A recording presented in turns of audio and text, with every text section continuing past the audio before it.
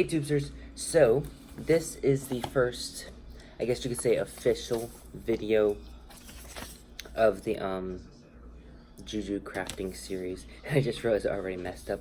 I wasn't supposed to actually cut this, but it's okay. We'll just end up using this instead of the original paper I was going to use. So this is the first, so we did the intro video, and now we're going to start doing the, you know, the components and all the, you know, the seals and all the other good stuff that we're going to talk about. I don't know how I'm going to get done today, but I was inspired. I just came off of watching Willow Moonshine's live stream. Now, this is probably going to be a good week or two, maybe 3 weeks, who knows, maybe a month after it's already shut off and everything. But I was just so inspired between telling him and about doing this mini-series and how I'm almost done, and I was like, oh, there's no one usually in the lounge at this time of night, and my roommate's asleep. So normally I probably would record while my roommate is asleep, but then again, I don't want to worry about being too loud. So, and I do have the TV on just in case someone walks in, you know, they won't be as inclined to sit here while the TV's on. So, we're gonna continue on with this. So the first thing, oh, okay, and so if I don't, I've had to record this like a few times. I don't always remember exactly what I said, but I don't think I've mentioned ingredients yet. I mean supplies. So ideally, you're gonna want a ruler, not a protractor, but this is the only measuring device I have, which I actually won't be using until probably the end. What you really want to have is a 12-inch, 1-foot ruler to measure a 9 by 9 inch square, okay? Now, I've done this before, and with the whole folding it with the origami system that will be shown in or talked about rather in a different video, there is like a 3-inch shrinkage allowance. So basically you start off with 9-inch by 9-inch square. When you fold the pieces into, in this case we're making a human, at least I think I am, we'll find out as the videos go on.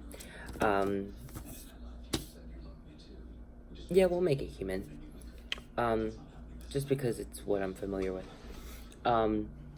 Anyway, when you make a 9-inch by 9-inch square and you fold it into the human form, it ends up being a 6-inch tall figure, which is to kind of correlate to be a 6-foot tall person. So if you want it to be more of a short person, take into account how tall you want it to be, add 3 inches, and that should roughly give you the size that you want. Okay, given you're making it into a human form, you have to preface by saying that. I have not done animals with it yet, though I am considering doing animals in the near future. And maybe if I do, I'll record them and add them to this playlist on a later date. But right now, we're just going to be working with, so this is an 8.5 by 8.5 piece, because I just don't have any paper that's bigger than that right now. You also want a pencil.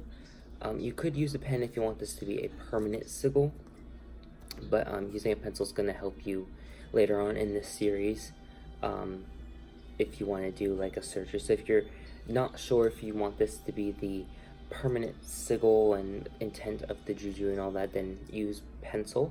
If you are sure, then use a pen. You also want a good pair of scissors. Like I said, a measuring device, ideally a ruler, something that's hard straight edge, not measuring tape. Use a ruler. So you've cut off your 9 by 9 inch square. Ideally, that's what you want. Again, if you're making a human figure. And what we're going to start with is the mind. And oh poop, I didn't bring it over here. Okay, anyway, well, I do remember the gist of this. So the mind is the triangle portion, or it's the sigil is put in a triangle. Well, that's it. It's put in a triangle. So we're going to be using, if you followed my Sigil Craft mini-series, then you will be familiar with this. If you follow me on the, and unfortunately I ate some vegetables, I dropped a green bean, and it, well, did that. If you're wondering, I had some mixed vegetables, and I put in some olive oil after cooking it, and sprinkled a bunch of herbs like parsley, oregano, basil, something else, but I don't remember what it was. So we're going to be putting this sigil inside the triangle, and I will show you that once we are finished. Alright, so I made the triangle a little too small, but we made it work, I think. I add all the pieces to the sigil. Yes, so I'm going to put it really close. I don't know how well y'all aren't going to see that too well, but it's this, but shrunk down into a triangle. My suggestion would be to draw your sigil first and then draw the triangle. I've done that before. I don't know why this time I drew the triangle first. Yeah, but it's gonna be interesting. So that's pretty much the mind portion of the major sigil. This is basically the mind of the major sigil and what will soon be the Juju itself.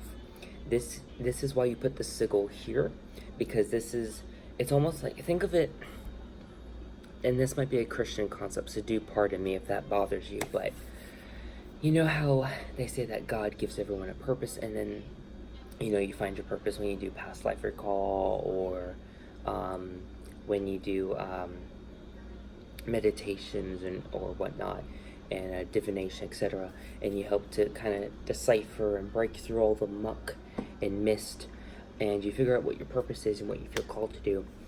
This is kind of like that. This is the mind. This is you putting it in the mind of the Juju, in the major seal. Major sigil, and this will be carrying on into the entirety of the Juju, essentially. So that's pretty much the end of this video. If you have any questions, feel free to comment in the description, not in the description box, in the comment section below. I also have a number that's in the description box below that you can reach me, as well as all my other platforms that you can message me on. Yeah, thank you all so much for watching. As always, my eternal blessing. Mwah.